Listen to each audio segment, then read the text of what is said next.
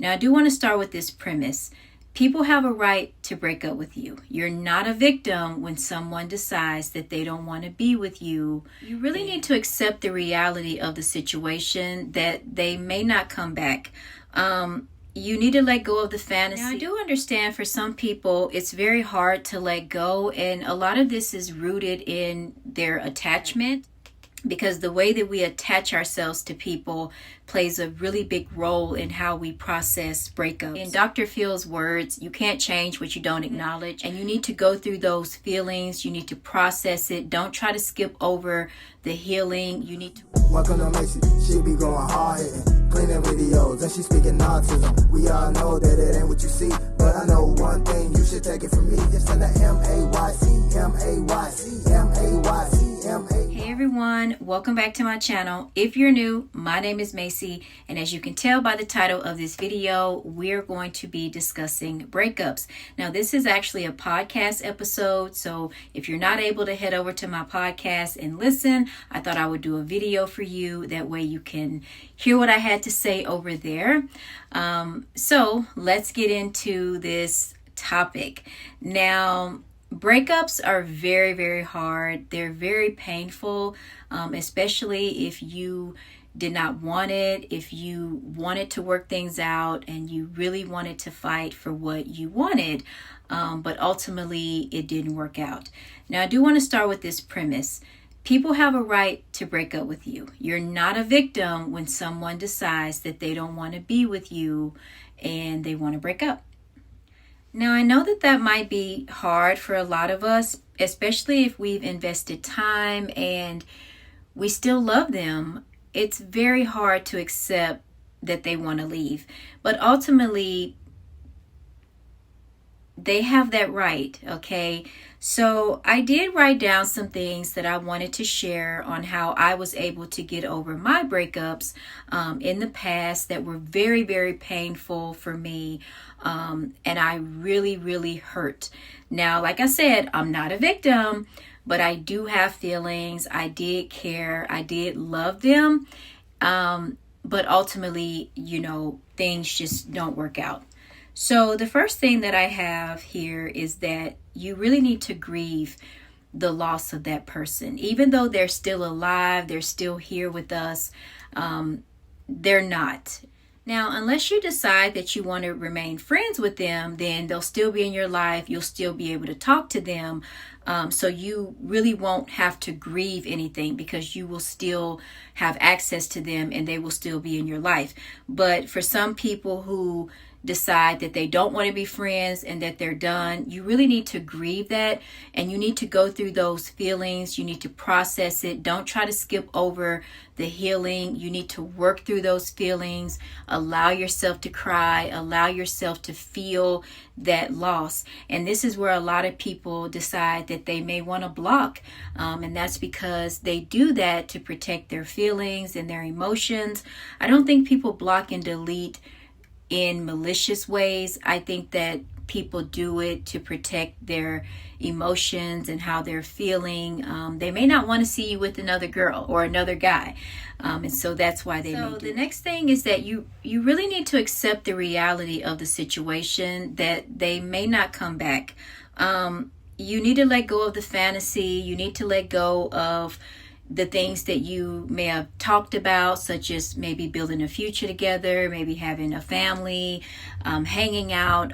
You really need to let go of all of that, especially if they've made it clear that they don't want to be with you. And if you have a hard time letting go, it's best to seek a therapist. That way they can help you to process your feelings and your emotions, and they can help you make sense of how you're feeling, and even give you some tips and tricks on how to help with the healing process. I would also suggest reflecting. Just reflect back on the relationship and maybe things you could have done differently, or how you can improve and be better for your next one. Now, I do understand for some people it's very hard to let go, and a lot of this is rooted in their attachment. I'll try to leave a link down below for you to check out and see what your attachment style is. I don't want to get into too much details about that, but I'll leave something for you to look at, because the way that we attach ourselves to people plays a really big role in how we process breakups. So once you reflected, you need to understand that it wasn't all your fault. I know some breakups may result in the other person blaming you for everything, or they may try to put everything off on you. But just remember that not everything was your fault. They probably had things going on, or maybe the attraction for you fell. It could be a plethora of things. So just try to keep that in mind, and try to keep an open mind and not completely blame yourself, because everyone is going through something at the moment. I also want to say is to find gratitude. I know that breakups can be painful, they can hurt so much, but there is something that you can take from that, and just find the good in it somehow. And maybe you learn something about yourself that you didn't know, that you can work on, that you can improve on, right? Because I'm a firm believer that we can change. I know when I was growing up, I used to hear this saying where people would say, you're too old to change, or people are set in their ways. I don't know if I agree with that. I think that it's based off the individual. If you know that there's something about you that you can improve on, it doesn't matter how old you are, you can change. Now, in order to change, you have to acknowledge what you need to change, because in Dr. Phil's words, you can't change what you don't acknowledge. But let's just be real. A lot of us probably know that we can work on communication. We can work on showing that other person more affection. We can work on being more understanding. Like, take a deep look inside, okay? I know that there's something that you know that you can change on. I would recommend exercise, do things you love, keep a journal, a gratitude journal, step outside your comfort zone. I know that when we're going through breakups, it's very hard to eat, it's hard to sleep, it's hard to not think of anything other than the breakup. But just remember that you really need to eat, you really need to take care of yourself, and just try to force yourself to eat so you won't become unhealthy. But so just try to eat, try to drink plenty of water, stay hydrated, try to set time out of your day for grieving, and then after that, try to be productive.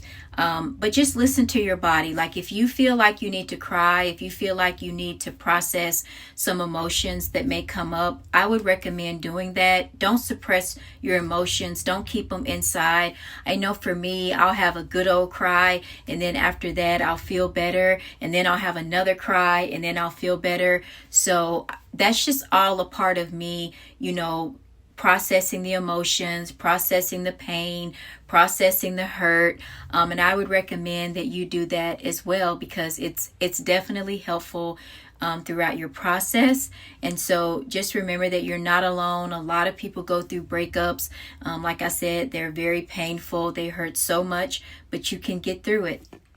So that is all the tips that I have. I'm actually filming this video at 12:14 at night. It's very late, so if you can see like the puffiness in my eyes, please excuse that. Thank you so much for watching. Comment down below. Let me know, have you ever been through a painful breakup? How did you handle it? What did you do? What was your tips? Let me know. I want to know what you did and how you got over it, and were you able to, move into a positive direction and get over the breakup. How long did it take you? So just let me know. Let's get some communication going in the comments. Thank you so much for watching this video, and I'll talk to you soon. Cheers.